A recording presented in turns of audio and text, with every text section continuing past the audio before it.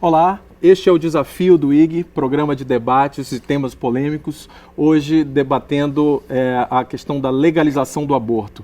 Nós temos aqui presentes dois professores, a professora Regina Soares Jurkewicz, ela é coordenadora da ONG Católicas pelo Direito de Decidir e professora da Universidade de Guarulhos, e do outro lado o professor Hermes Rodrigues Neri, membro da Regional Sul da Comissão em Defesa da Vida da CNBB. Pela condição dos dois, já imaginamos quais são as posições em relação ao tema aqui em questão. Eu vou, nesse primeiro bloco, começar com a professora Regina e lhe coloco a pergunta geral. Professora, por que a defesa pela legalização do aborto? Então, acho que a primeira coisa que eu gostaria de dizer é que defender a legalização do aborto não significa acreditar que o aborto é uma coisa que as mulheres querem fazer ou que o aborto é uma coisa boa. Eu sempre digo assim, nós não somos favoráveis ao aborto, mas favorável à legalização. Por quê? Pela experiência dos países que legalizaram, a gente sabe que junto com a legalização vem os serviços de saúde, acesso anticonceptivo, educação sexual. Então, tudo o que evita o próprio aborto, e que a tendência na legalização é que o número de abortos diminua.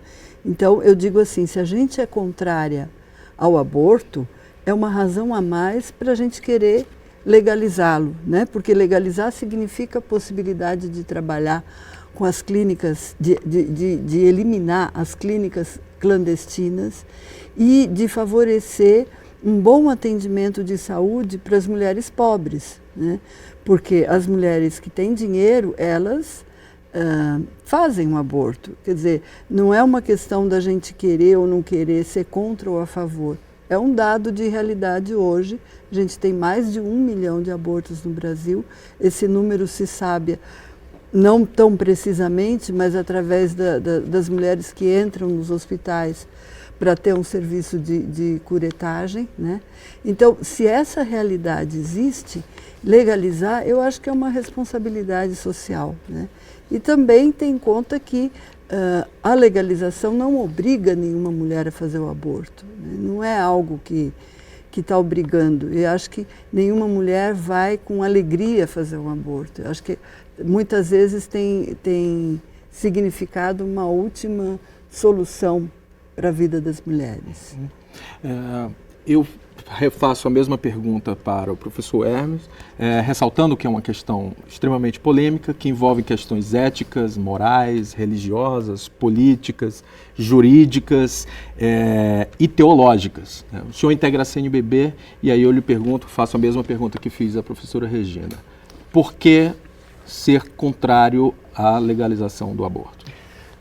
Porque somos em defesa da vida.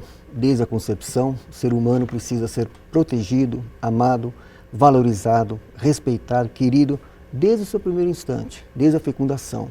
Ali começa a pessoa humana, tá? Ali ela precisa ser protegida, ter a sua dignidade garantida em todas as fases da sua vida. Esse é o pensamento, né, reconhecido não só pela igreja, né, reconhecido por vários setores da sociedade. Eu quero lembrar aqui uma pesquisa importante feita recentemente pelo Datafolha, né, que 82% dos ateus, né, os ateus, a Datafolha pesquisou entre os que se denominam ateus, né, se eram a favor ou contra a legalização do aborto, e 82% dos ateus foram contra a legalização do aborto, porque entendem que é uma questão de respeito à dignidade da pessoa humana. Então não é só uma questão desse ângulo da argumentação religiosa que tem a sua fundamentação, né? Agora, o que eu quero aqui refutar o que a professora Regina colocou, né, é o seguinte: ela falou de 1 milhão de abortos realizados. Bom, o que acontece? Na verdade, a gente vê o seguinte, que o discurso pró-aborto, a gente tem percebido que é um discurso falacioso e um discurso retórico. Tá? Então, veja bem. Ressaltando, discurso pró-aborto, discurso pró-legalização do aborto. Pró-legalização do aborto. É né? diferente. Sim, que de alguma forma, visando a legalização, visa, de alguma forma, fomenta realmente, o pano de fundo é chegar à prática do aborto, é chegar com que a moral, né, que reconhece o direito à vida desde a concepção, seja relativizada. Porque a partir do momento que você legaliza, você relativiza e com isso banaliza o valor da vida humana. Então esse é o efeito, a consequência da legalização do ponto de vista assim fundamental nesse aspecto. Agora eu quero dizer aqui à professora o seguinte, costuma-se afirmar que ocorre 1,5 milhão de abortos induzidos no Brasil. Essa afirmação é falsa. E eu tenho aqui dados do SUS, do próprio SUS, que estão publicados no Ministério da Saúde, tá? DataSUS, de que em 2005 foram registrados 1.620 mortes maternas, que englobam vários motivos, e mortes em função de aborto espontâneo, razões médicas e outros, foram apenas 150. Então, o questionamento que a gente faz de cara é o seguinte, de onde que se tirou esse número de 1,5 milhão de abortos, sendo que dados do próprio Ministério da Saúde, que tem aqui o link do site, depois eu posso deixar com você, está apresentando que tivemos 150 casos de aborto espontâneo ou por razões médicas e outros, e as mortes maternas 1.620. Então, por aí a gente percebe o discurso falacioso, retórico, de chavões, tá certo? E que nem sempre as informações são precisas e são correspondentes com a verdade. Posso responder? Pode responder, eu vou deixar a sua resposta para o segundo bloco, então, do programa.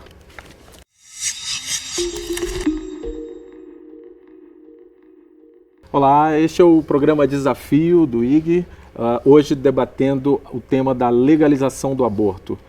Nós, no primeiro bloco, apresentamos duas posições divergentes, a professora Hermes, da CNBB, a professora Regina. Agora, no primeiro bloco, o professor Hermes lançou uma questão polêmica, argumentou que a defesa da legalização do aborto tem argumentos falaciosos e números equivocados. Professora Regina, eu abro o segundo bloco com a sua resposta. Tá.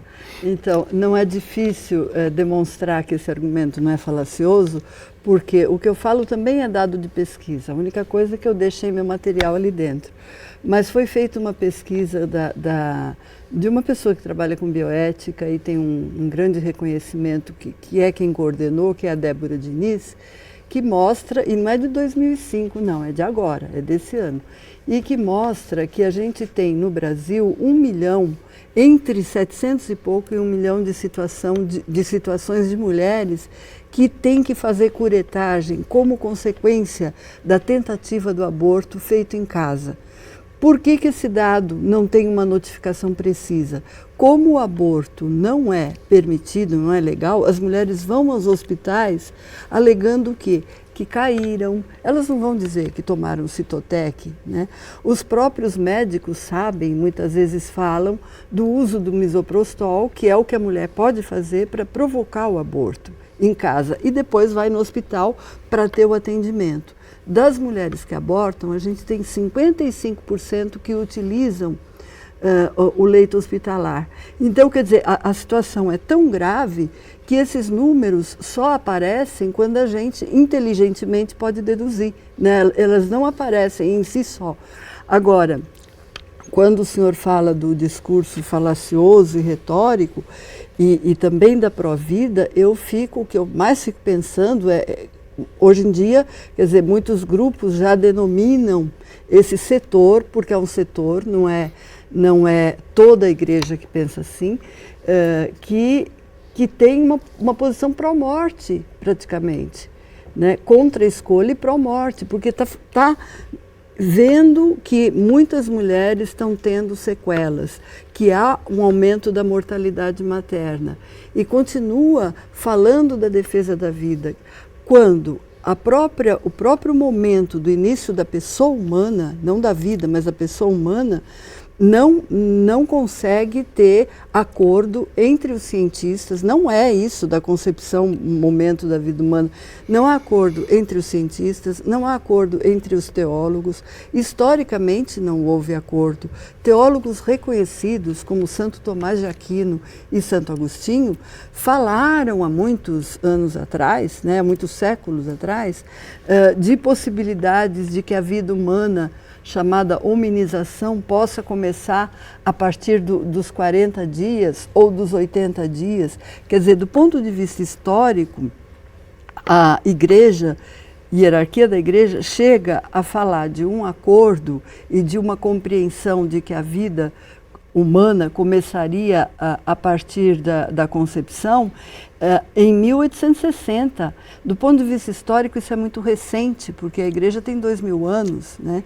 Então, e também há, dentro do pensamento cristão, incentivo, estímulo para que se utilize o recurso à consciência em situações delicadas como essa e que tenham e que requerem uma decisão ética.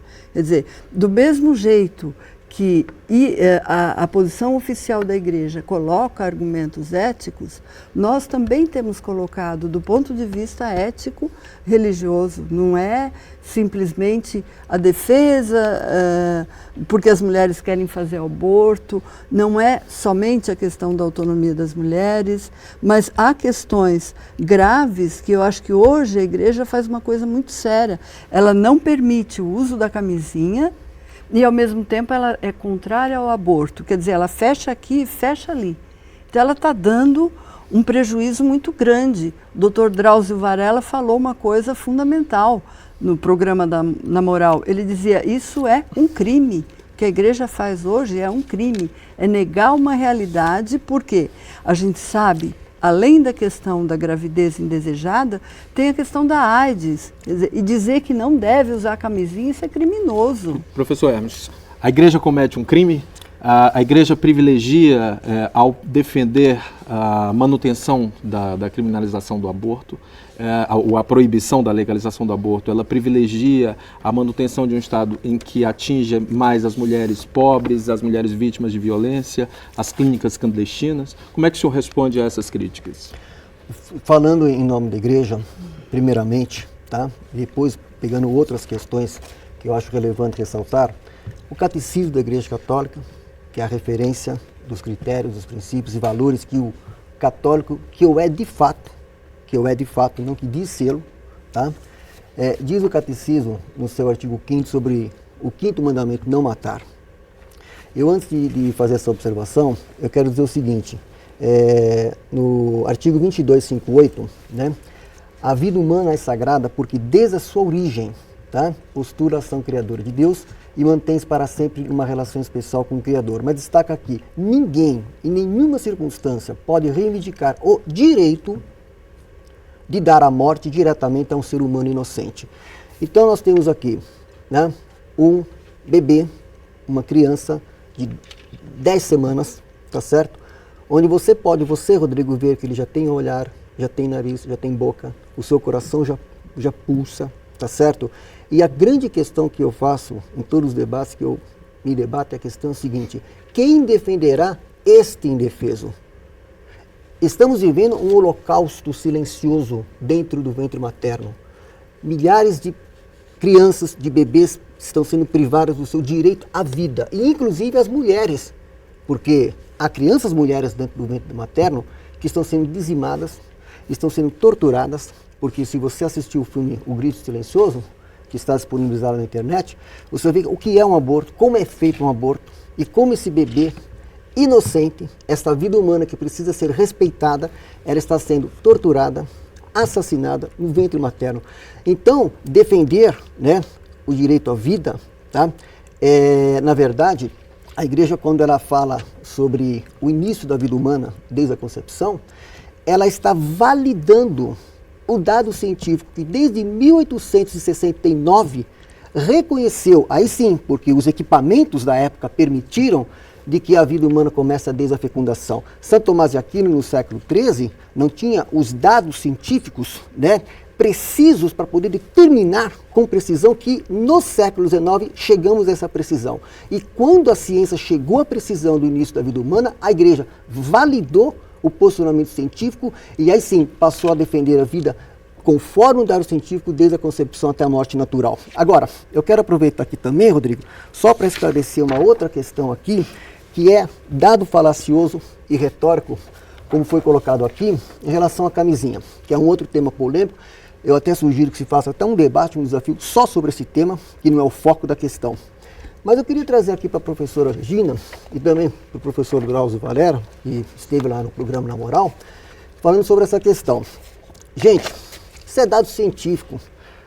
A camisinha, o preservativo, não é um instrumento eficaz no combate à AIDS, tá certo? Isso é fato. Eu quero trazer aqui a situação, não, eu quero trazer aqui a informação seguinte. Que coisa, eu coragem de dizer isso. Vou trazer a informação aqui e passo para a professora. Tá? Milhões de espermatozoides são ejaculados em apenas uma relação sexual. Os espermatozoides conseguem atravessar orifícios ou fissuras microscópicas mínimas nos preservativos, camisinhas, com frequência suficiente para causar gravidez e provar que as camisinhas não são um método eficaz de prevenção da gravidez. Se as camisinhas não conseguem impedir os espermatozoides, como é que elas poderiam impedir os vírus, inclusive o HIV, mostrados em escala comparativa acima, tá? Que é o 10 mil vezes menor, né, que a cabeça do espermatozoide. Só para você ter uma ideia. Tá? Isso aqui é dados de uma universidade norte-americana, Johns Hopkins. Somente a cabeça do espermatozoide mede cerca de 3 microns e o vírus HIV mede cerca de 0,1 micron, ou seja, é aproximadamente 10 mil vezes menor do que 1 milímetro. Para encerrar essa questão, eu quero dizer o seguinte, na verdade, né, o que fomenta, né, a difusão da AIDS é a promiscuidade. A distribuição da camisinha, tá certo? Como se quer fazer, como já está se fazendo, é que leva à promiscuidade, e a promiscuidade, sim, a promiscuidade sexual é que cria o ambiente para chegar à questão da disseminação da AIDS. Eu vou pedir para o senhor encerrar, então, a camisinha não é um meio eficaz para combate à AIDS. Para nós encerrarmos o segundo bloco, é dado científico. Para nós encerrarmos o segundo bloco, eu vou pedir à professora Regina para responder, então, essa crítica, mas sendo breve, então, as suas respostas. Então, não, é dois aspectos que eu quero chamar a atenção. Uma que eu também falo como católica, eu sou batizada e eu acho que falar pela igreja, o falar pela catolicidade significa ser batizada. E falo em nome também de milhões de mulheres católicas que são as que fazem o aborto, a maioria delas são católicas. Outra que me estranha muito que o senhor chame, como professor, chame um embrião ou um feto de criança. Quer dizer, a gente sabe que no início da concepção a gente tem um embrião, depois a gente tem um feto. Isso é um desenho de um feto, né? E é diferente de uma criança, quer dizer, cientificamente essa abordagem é bastante equivocada. Isso eu gostaria de pedir que o senhor revisasse. Depois, eu acho... Já é um ser humano. Eu acho que a questão da promiscuidade tem muito a ver com um desejo que a igreja tem mostrado de colocar a sua moral sexual como determinante no meio da cultura brasileira e também em outros países da América Latina. Quer dizer, a maioria das mulheres que têm AIDS hoje são mulheres casadas, que acreditavam que estavam protegidas pelo casamento religioso. No entanto, seus maridos trouxeram a AIDS para dentro de casa. Nós não estamos mais na época inicial, onde os grupos de risco, os homossexuais, eram meio que responsabilizados por conta de uma ideia de promiscuidade, né? Por espalhar a epidemia. Né? Promiscuidade a gente encontra entre homos, entre hétero, e encontra muito dentro da igreja. Minha tese de doutorado estudou a violência sexual dos padres dentro da igreja, quer dizer, contra mulheres. Esse é um fato que o próprio Papa tem reconhecido e tem dito que precisa terminar. A igreja está perdendo a sua credibilidade por conta da promiscuidade no seu interior. E por quê? Porque é uma visão estrutural que tem medo da sexualidade, que vê a sexualidade como sexo, como pecado, como algo que deve ser reprimido. Eu gostaria de refutar esse argumento. Vamos encerrar então o segundo bloco. No próximo bloco, então, os dois convidados estarão em xeque, um fazendo perguntas para o outro.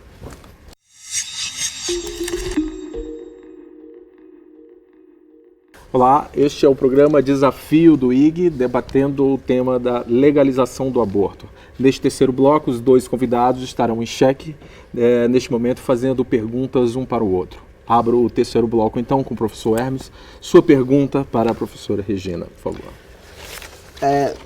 Tivemos agora recentemente o programa Na Moral, inclusive, que a professora participou, onde foi dito que grupos religiosos estão debatendo a questão do aborto. Então eu faço uma ressalva, não são nesta mesa grupos religiosos que estão debatendo.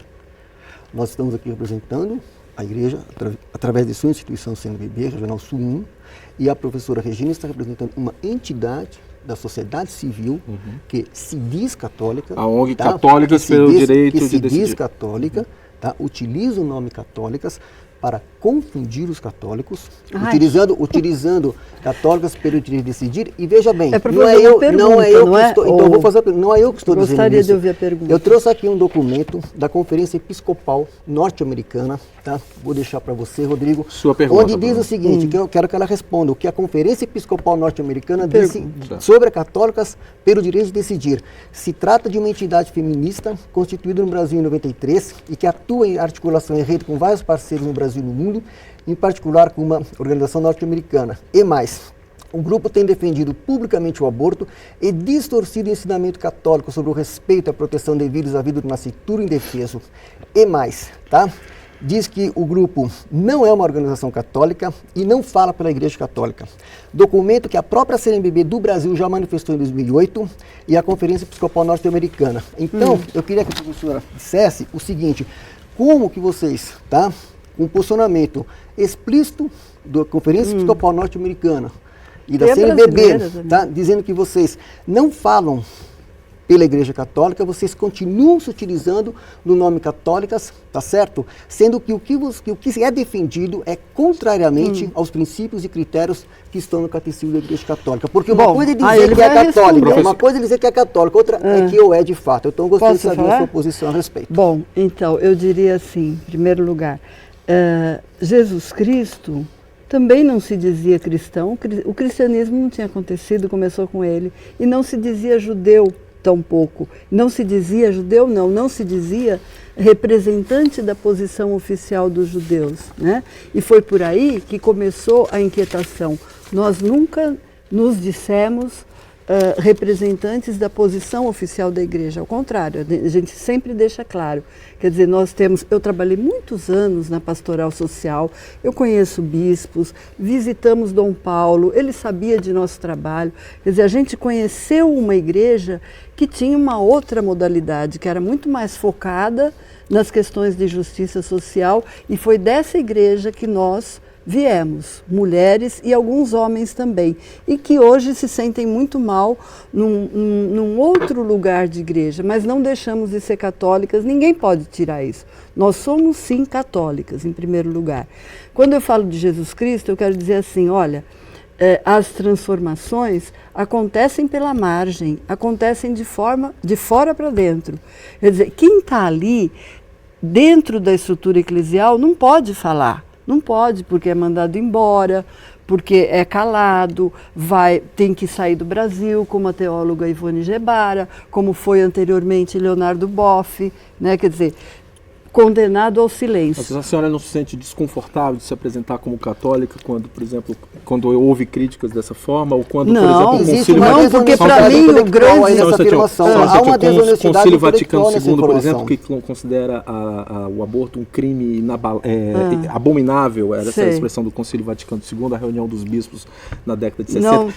Como é que a senhora lida com a Igreja Católica nesse sentido? Sabe por que eu não me sinto? Porque eu tenho claramente, falando do Concílio Vaticano II, a noção de que igreja é o povo de Deus. Igreja não dá para ser aquele monte de homens e bispos, padres que a gente vê no Vaticano quando há a eleição do Papa. Quer dizer, igreja é o povo de Deus, para que a igreja existe?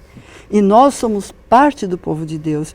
E existem uma série de mulheres que estão sofrendo as consequências de uma situação grave, né, o fruto de gravidez, muitas vezes, que vem de estupro, feito por homens, né, e quem paga depois são as mulheres, situações de violência que é incabível, quer dizer, eu não sei como a igreja oficial tem coragem de dizer que mesmo num caso de violência, eu lembrei outro dia, houve um caso de violência sexual no Recife, em que uma menina de 9 ou 11 anos foi estuprada pelo padrasto, ficou grávida de 2 gêmeos, né, uma gravidez de gêmeos, foi fazer o aborto, permitido por lei, porque era um caso de violência, e o que aconteceu?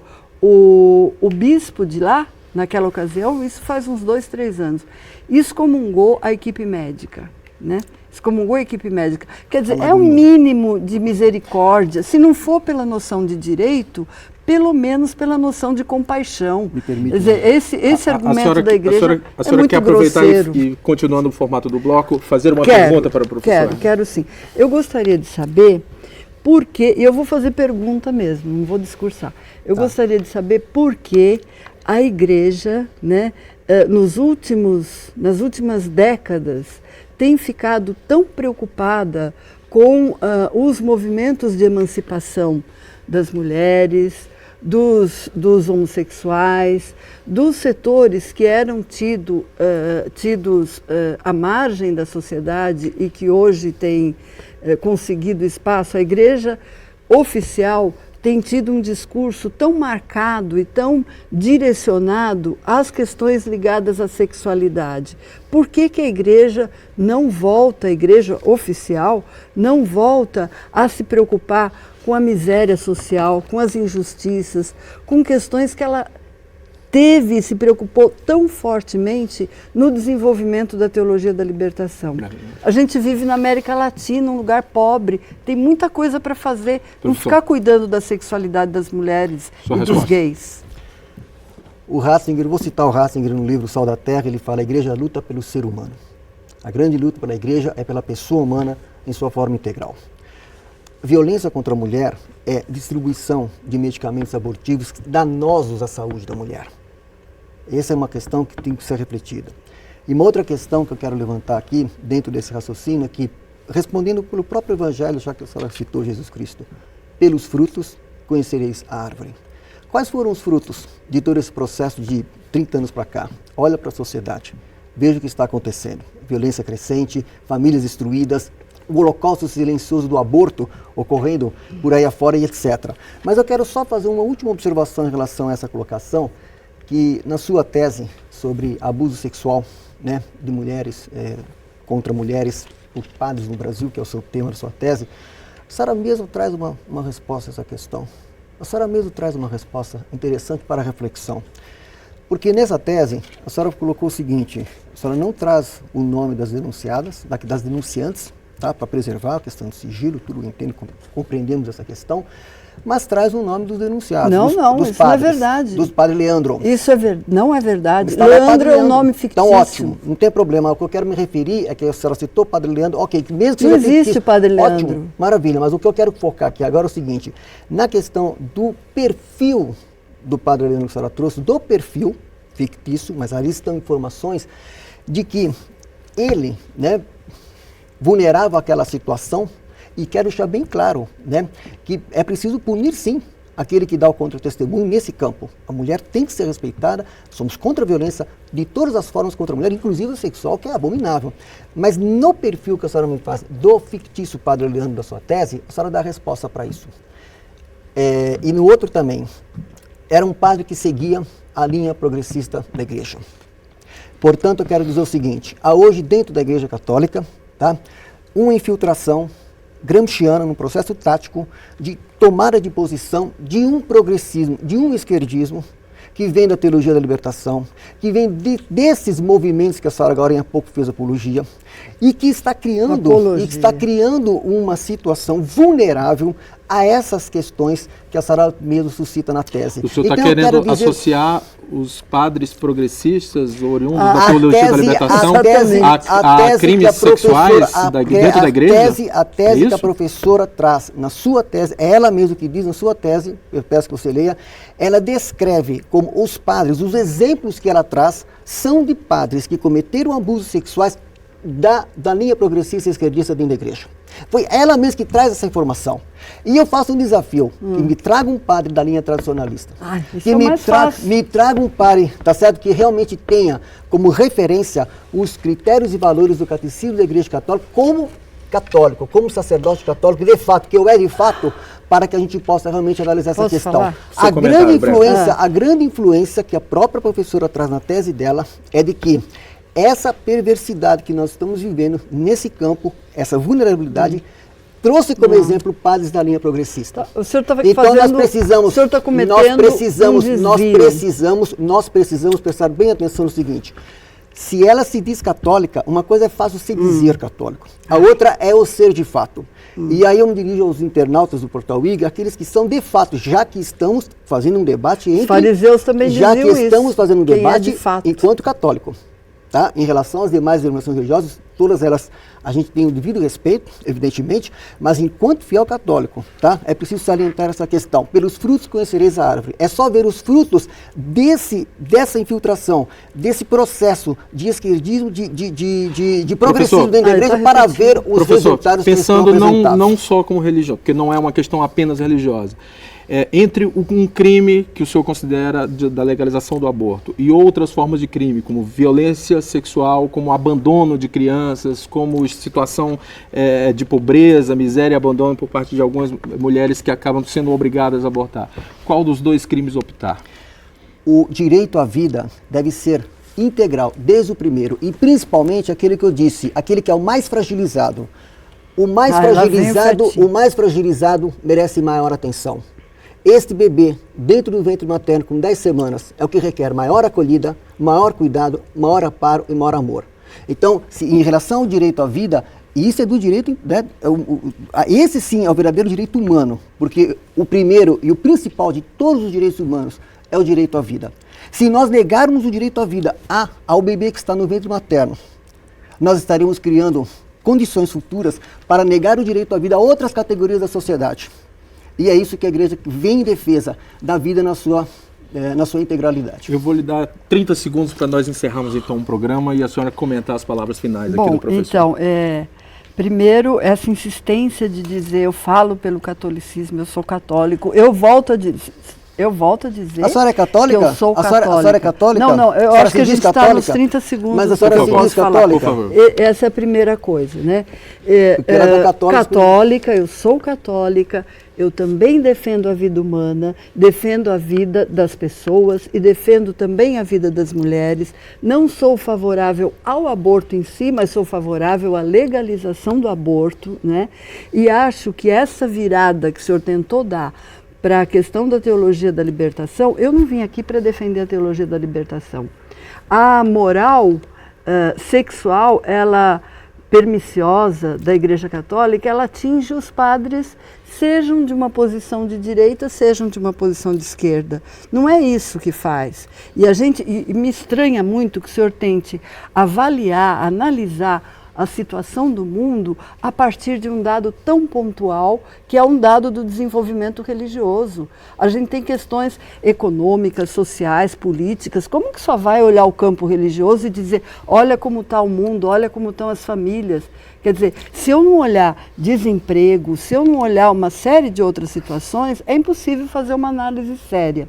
E eu só queria dizer, finalizando, assim, que a sociedade, que já tem debatido muito mais o tema do aborto, continue debatendo, não como um tabu, e entenda que ninguém está querendo matar ninguém.